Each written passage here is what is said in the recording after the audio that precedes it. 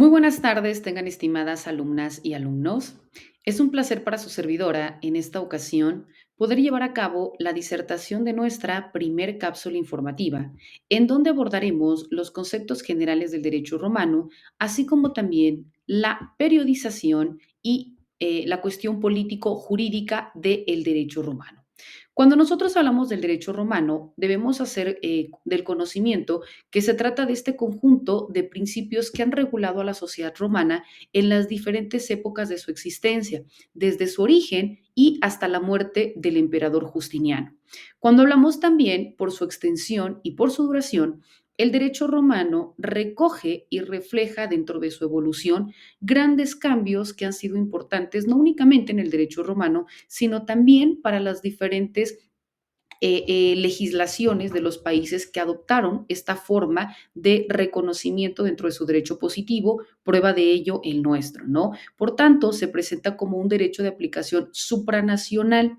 Es además el antecedente de nuestro derecho civil, estructura a todo el derecho civil hispanoamericano y en gran parte al europeo, ¿no? Por tanto, su estudio nos permite pues realizar una forma de comparación y forma la base de un derecho comparado. Cuando nosotros también hacemos referencia al derecho romano, vemos primeramente que el derecho procede de directum, que es el hecho de dirigir, ¿no? Por tanto, nos habla acerca de acomodar la vida y la norma dentro de un sistema.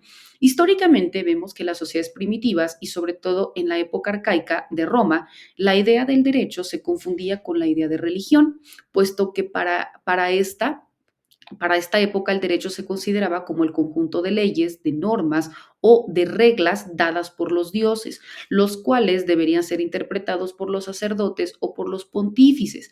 En Roma, al hablar pues de derecho, era hablar de las normas aplicadas a los civis, ¿no? Es decir, a los ciudadanos.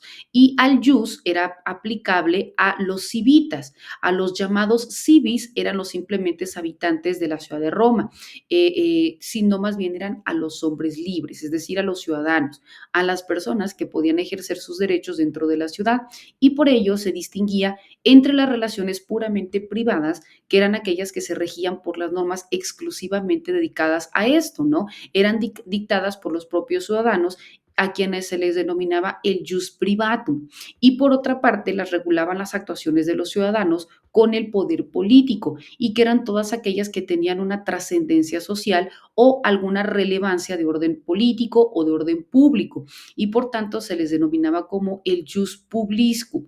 Por tanto, el derecho era entendido como el conjunto de reglas que eran relativas a los ciudadanos en cuanto a que son personas, porque no todos los hombres eran personas, dado que existían aquellos que estaban dentro de la condición de esclavos y por tanto no los consideraban como personas, ¿no?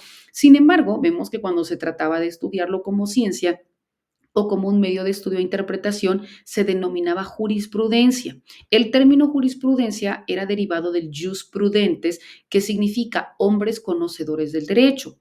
Esto implicaba la necesidad de poder conocer el derecho porque las normas que regulaban eran aquellas que tenían como fin generar una convivencia social. El derecho romano es una parte importante del conocimiento del derecho, ya que se considera como básico para poder entender los antecedentes, el contenido y la evolución del derecho hasta nuestros días. Es importante que nosotros conozcamos las etapas históricas del derecho romano. Desde una perspectiva histórica, el conocimiento del derecho romano se distingue primero en la etapa arcaica o también denominada como quiritaria o monarquía.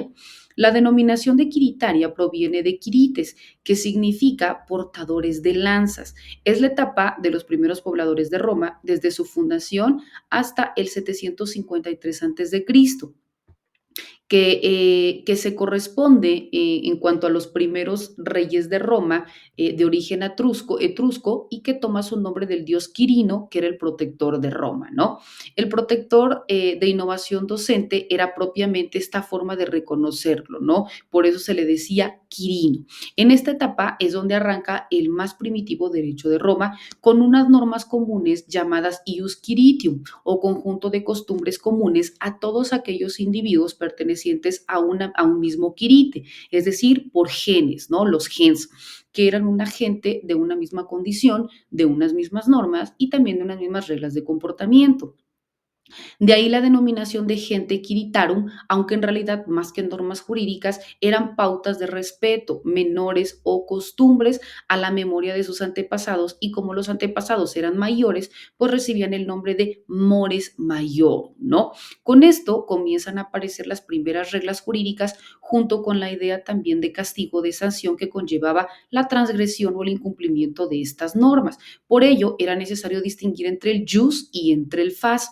Cuando hablamos del jus, vemos que son las normas jurídicas y que se entendían como el conjunto de leyes, de normas o de reglas dadas por los dioses e interpretadas por los sacerdotes o pontífices, herederos o hacedores de puentes entre los dioses y los hombres. Y cuando hablábamos del fas, es el derecho como obligación o como sanción. Lo ilícito, lo lícito era lo que se permitía. Entonces, lo lícito que estaba basado en el comportamiento voluntario y que luego entonces en caso de incumplimiento, pues hablábamos como algo ilícito y conllevaba a una sanción. Esta sanción podía ser una sanción religiosa o incluso física. Si se incumplían estas normas obligatorias de respeto, se incurría en un ilícito cuasi religioso que era llamado nefas, que traía consigo una reprobación social y también familiar. Por tanto, vemos pues que la monarquía, regida por el rex a partir del año 509 a.C., fue sustituida por la república con una magistratura anual de 2 cónsules, dotadas de imperium, sometidos a la autoritatias, que era del Senado, y regida por las leyes aprobadas en comicios o en asambleas populares organizadas en curias, en tribus y también en centurias. Era la forma en cómo se les denominaba. Vemos que también acto seguido surge otra de las etapas que se le conoce como la etapa preclásico republicana. Es en donde corresponde con el periodo comprendido entre los años 450 a.C. hasta el siglo I después de Cristo.